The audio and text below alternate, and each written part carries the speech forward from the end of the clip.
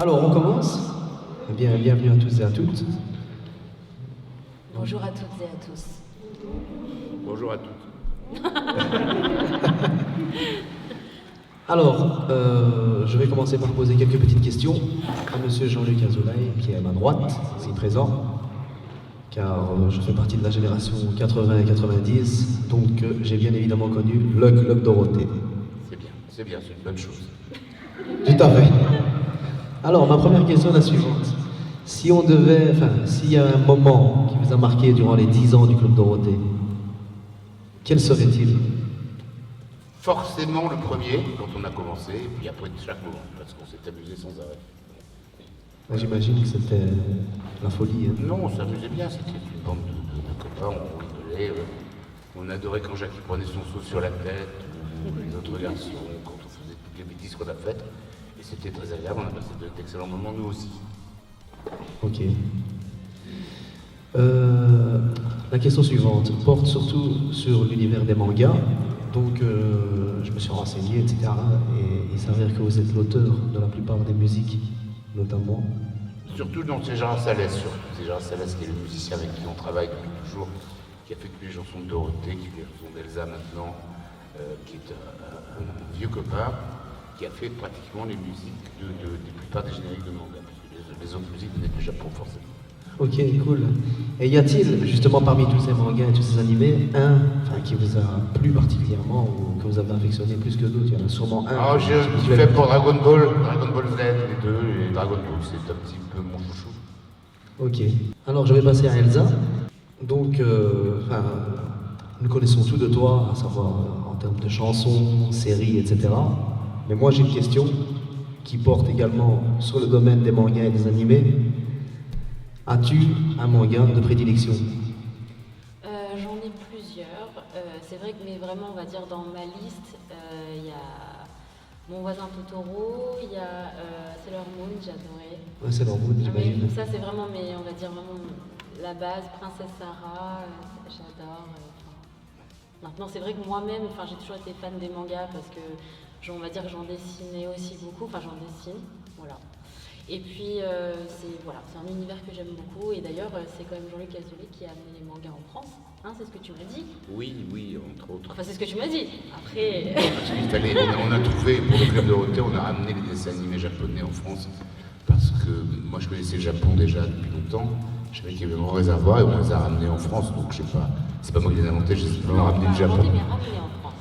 Et ça, du coup, merci, parce que c'est super, ça nous a permis d'être bercés avec ça. Donc, merci. Ok. Je viens vous rejoindre. Nous avons Monsieur Idriss qui nous rejoint. Alors Idriss. Yes. Alors bonjour tout le monde. De nouveau, je me représente. Je suis Idriss, je suis le présentateur du Monstre Japan Show sur la scène principale. Du coup, j'avais en parallèle préparé des questions pour toi Elsa et pour Monsieur Azoulay. Alors, je vais commencer par Jean-Luc Azoulay. Oui. Du coup, je vais un peu faire une petite biographie de votre carrière. Donc, producteur, scénariste, parolier et compositeur. Vous avez permis la popularisation du Club Dorothée en écrivant des chansons et des spectacles. Vous avez signé des artistes comme Hélène de Premier Baiser. Comment expliquer en fait toute cette polyvalence? Qu'est-ce qui a fait qu'aujourd'hui, vous êtes un peu multitâche? Non, alors tout ça, c'est parce que j'ai commencé très jeune et j'ai travaillé pendant 10 ans avec Sylvie Vartan. Donc d'abord j'ai créé son fan club, ensuite j'étais son secrétaire, son manager. Et avec Sylvie, je suis resté 10 ans avec la plus grande star française, il y avait Sylvie Johnny. Donc j'ai appris beaucoup de choses avec eux forcément, j'ai fait le tour du monde. Je suis allé au Japon justement dès 1970, c'est là où j'ai découvert les mangas, la culture japonaise et tout ça. Et donc je pense que j'ai fait une bonne école avec Sylvie Vartan, voilà, c'est surtout ça. D'accord, très bien. Merci beaucoup. Du coup, la prochaine question, c'est pour toi, Elsa. Du coup, à peu près pareil. Donc, tu es comédienne, chanteuse, auteure, compositrice avec plusieurs rôles dans les téléséries, comme Les Mystères de l'amour ou Dreams. Tu parles souvent de rêves réalisés. Est-ce que c'est encore le cas aujourd'hui? Oui, je pense que j'arrêterai jamais de rêver, de vouloir toujours continuer de les réaliser, justement, ces rêves, mais là je vis les plus gros que j'ai. Donc, D'accord. voilà, c'est auquel vraiment j'aspirais grâce à Jean-Luc Azoulay, grâce au public. Je peux continuer de vivre mon rêve. Donc merci à tous. D'ailleurs, le public toujours présent, hein, et sacré public aujourd'hui. Hein. Ah oui, énorme. Ah, énorme. Ah ouais. Victime de son succès. Oui, grâce au CERN, on n'a pas Ils m'ont donné la vie. Merci. Magnifique. Du coup, je reviens vers toi, Jean-Luc. C'est par rapport au mystère de l'amour, qui a été une vraie révélation dans l'univers d'Abbé, avec plus de... Alors, je parle sous contrôle, hein, plus de 400 épisodes. On en est à 760, je crois.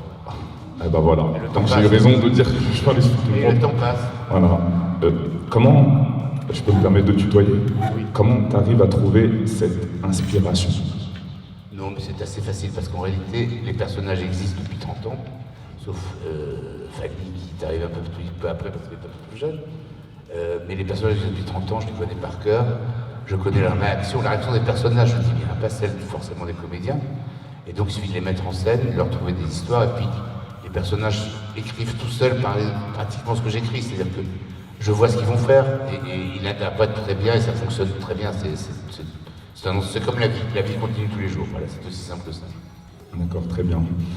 Donc du coup, une question aussi pour toi, Elsa. Tu parles beaucoup j'ai lu plusieurs articles et plusieurs interviews de toi. Tu parles énormément, je trouve, de confiance, d'estime de soi, d'aller toujours de l'avant, de considérer que tout est possible. Mais j'ai surtout relevé le mot confiance par rapport à toi-même. Est-ce que c'est quelque chose aujourd'hui que tu as acquis complètement ou c'est quelque chose que tu cherches encore? C'est évident que quand j'en parle, c'est que je parle malheureusement des problèmes que j'ai avec la confiance en soi. Mais c'est vrai que même si aujourd'hui, bien sûr, il y a beaucoup de choses qui sont maintenant, on va dire, un petit peu entre guillemets guéries par rapport à ce que j'ai pu ressentir, grâce effectivement aussi à la confiance que me donne, je veux dire, le public. Je veux dire, quand je suis sur scène avec eux, que je chante, qu'ils chantent les chansons avec moi, je me dis, mais merci la vie, je sais que je suis là où je dois être. Donc dans ce sens, ça m'aide à avoir confiance, tout ça. Maintenant, c'est évident que ça reste des choses qu'on peut avoir vraiment ancrées. Donc c'est toujours un travail à faire sur soi-même. Donc on va dire que ça va mieux, beaucoup mieux. Mais il y a toujours des moments, bien sûr, où je doute de moi, c'est évident. Et parfois, je perds vachement confiance. Et lui, il est là, Jean-Luc Azoulay, pour me dire, pour justement me rebooster un petit peu. Et voilà. Donc c'est toujours un petit peu là, quand même. Malgré tout. Alors, que ce soit dans les salons geeks ou à la télé, on vous invite maintenant un peu partout dans les émissions. Donc, la dernière fois, si ma mémoire est bonne, c'était sur TPMP. Autant pour toi, Jean-Luc, que toi, Elsa. Ta musique et votre carrière à vous deux, c'est énorme. Ça traverse toutes les générations. Et encore aujourd'hui, on en parle. Est-ce que vous vous rendez compte aujourd'hui de ce succès au fur et à mesure du temps, ou c'est quelque chose qui est maintenant ancré? Non, mais si vous voulez, en réalité, c'est qu'on a une complicité avec le public. On continue à faire ce qu'on a fait, et ça leur plaît, ça vous plaît, tant mieux. C'est juste que moi j'ai toujours aimé le public, et Elsa aussi, on a toujours aimé les gens et travailler pour eux, et non pas travailler pour des snobs qui écrivent des articles et qui disent que c'est pas bien, on s'en fiche, c'est les gens qui regardent et qui aiment ça. Et je pense que c'est là notre force, c'est qu'on travaille vraiment pour vous. Très bien. Et du coup, une question pour toi, Elsa. La musique, du coup, les mystères de l'amour, elle est chantée aujourd'hui par tout le monde. Elle est ancrée, en plus d'être jolie, elle est ancrée vraiment, même moi aujourd'hui je la connais par cœur, connue dans toute la France, en Belgique et dans tous les pays francophones. Quel effet ça te fait aujourd'hui de te dire que j'ai une musique à moi et elle est ancrée, elle est dans l'histoire, elle est dans la légende? J'avoue que des fois encore j'ai du mal à réaliser. Ouais. À chaque fois, là c'est tout bête, mais encore, là le dernier concert que j'ai fait au Palais des Congrès le 19 décembre, j'étais en salle de montage parce qu'on doit remettre en ordre toutes les images parce qu'il y a une captation du concert. Et quand il relève le son du public, je veux dire au niveau du mixage, quand on entend et que je les entends chanter les chansons, mais j'en tremble et à chaque fois ça fait quelque chose et j'en ai des larmes et j'arrête pas de leur dire, et ils les témoins. À chaque fois je leur dis, mais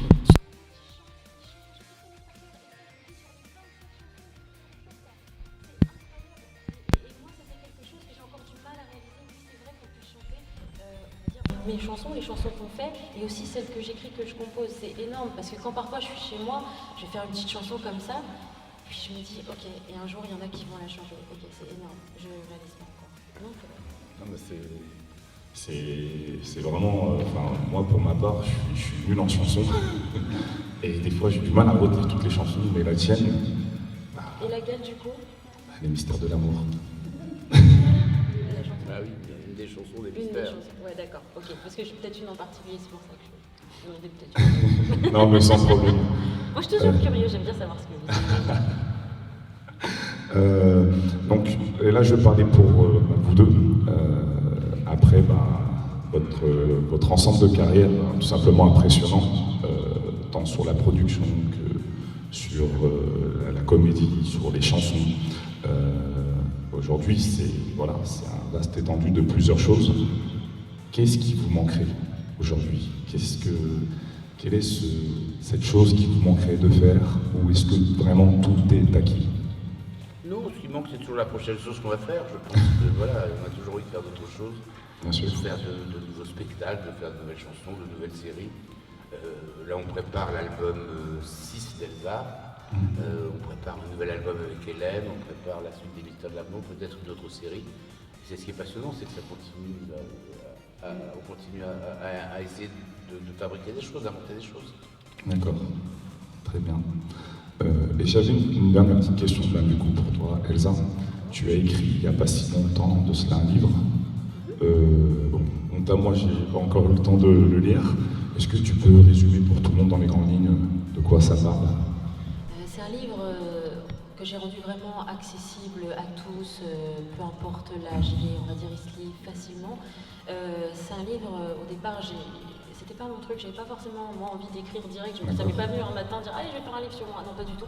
On me l'a proposé donc je me suis dit ok, par rapport au fait qu'on m'écrit beaucoup de lettres et que les gens se confient à moi, je vais à mon tour me confier aussi à eux. Donc en fait, on va partir de mon plus jeune âge jusqu'à maintenant. Donc on voit un peu mon évolution. Il y a des petits conseils que je donne pour ceux qui auraient envie de faire ce métier.